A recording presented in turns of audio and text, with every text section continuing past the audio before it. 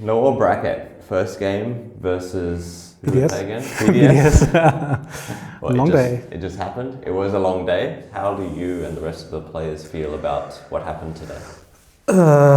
Disappointed, first of all. Also a bit shocked how bad our performance got. Without talking too much about what players in debrief, but also a player mentioned that we just didn't play like ourselves. Yeah, it felt a bit as if we're terrified of losing too much. And yeah, man, lots of things to work on. We got lucky. We tasted luck and tried to make the most of it. That's all we can do. But no one left, I think, that stage happy about what happened today. First game, we were already looking shaky. What happened from your perspective in this match? Game one, I guess there was, after, like in hindsight, a disagreement between draft and players.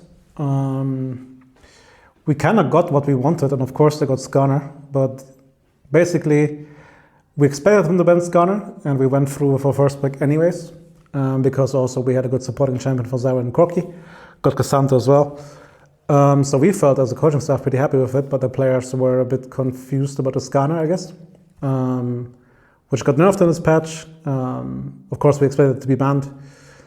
I felt objectively it wasn't bad, but of course if then players enter the doubts, it can be a bit awkward.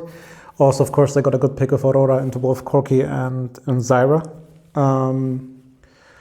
But then also, yeah, gameplay.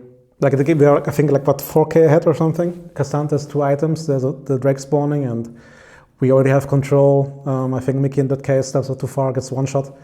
We keep fighting, and then I think they get 4 kills or something, and we were 3K, 4K ahead, and then the game is suddenly even. So yeah, also discipline in game wasn't the greatest today. Yeah. Game 2, what happened? Game 2, what happened? I guess there was disconnect between solo lanes and jungle support about how to play the game, because of course Sejuani and Galio are kind of reliant on the Yon especially to move, whereas we felt, or solo lanes felt, and coaching staff as well, that BDS is bleeding out on side lanes. They were like on 50 CS, 60 CS, I think, at a certain point. But then, of course, if we don't find the way to then actually start the fight on our terms, it doesn't matter.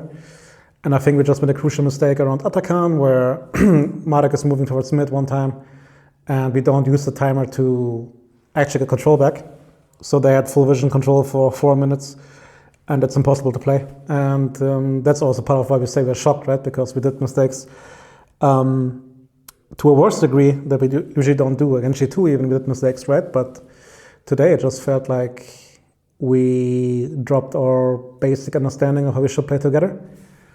And again, this feeling of this dread of potentially losing, I think, crept in and then made things way worse. Obviously, we haven't played a Game 3 in a series yet. How is it for you guys drafting for Game 3? Yeah, it's always the difference between what you think is good and what the player in the moment wants, or wants to feel to have comfort. Of course, fans always will complain about drafting if the game doesn't look too clean. Ultimately, like we take the trades we take and draft consciously, right? The Poppy was open. We know we're a good Poppy player. We get Azir. Have a front to back already basically built by default. And then the fight selection was bad. I think mechanically also the entire series we didn't play really well. And again, we didn't even get to the point of playing basic league today. And as a coaching staff, we just have to actually analyze what happened today. This is the first time, of course, as Pete said right now, that we have like a longer series together. So this is my first time with this team on stage in such a situation. And I just didn't expect this mindset in a way. I think there's something we can discuss and talk about how we should approach these things and how we should carry ourselves as Fnatic. And I felt, of course, like draft is important, but I also want us to carry the self-belief that even if you have 5 teams as Fnatic, you should win against certain teams. And BDS showed great growth.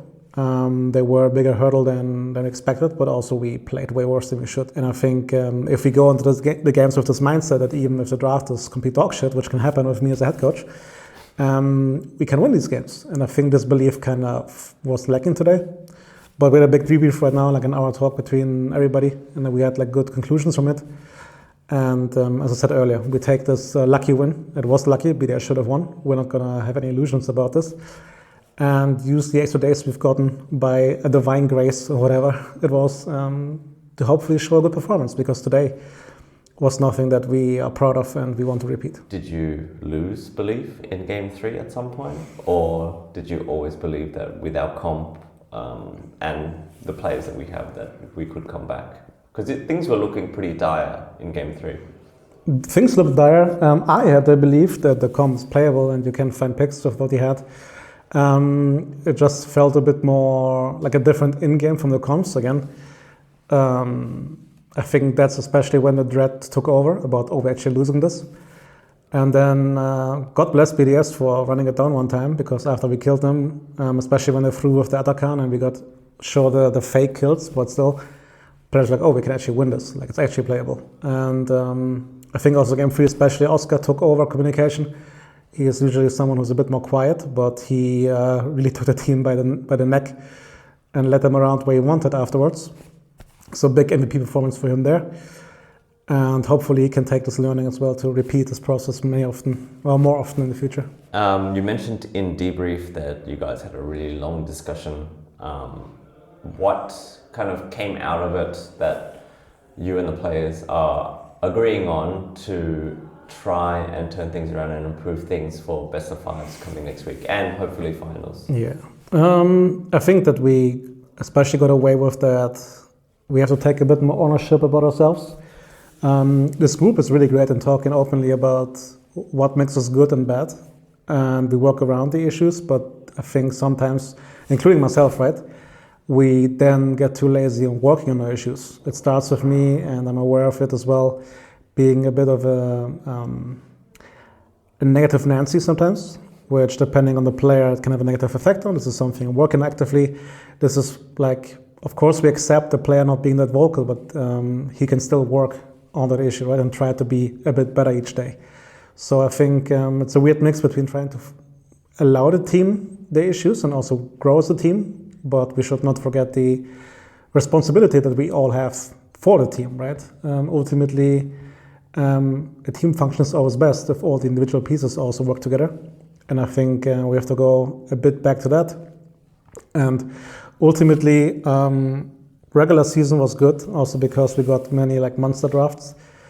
And we should not lose perspective that we didn't start the winter split saying we have to win it. And I think this pressure came through the regular season, even though we just tried to be a better team each week, each day. And so stress management basically is something that we have to reconsider and just see how we talk to players and how they talk towards each other. And just working more together, basically. Again, we shouldn't forget that we still have influences from 3 different teams and a coach who wasn't in the part of the scene for 2 years, in me. That means we have many different ideas or beliefs of how a game they should go, and we can only make them better by experiencing them.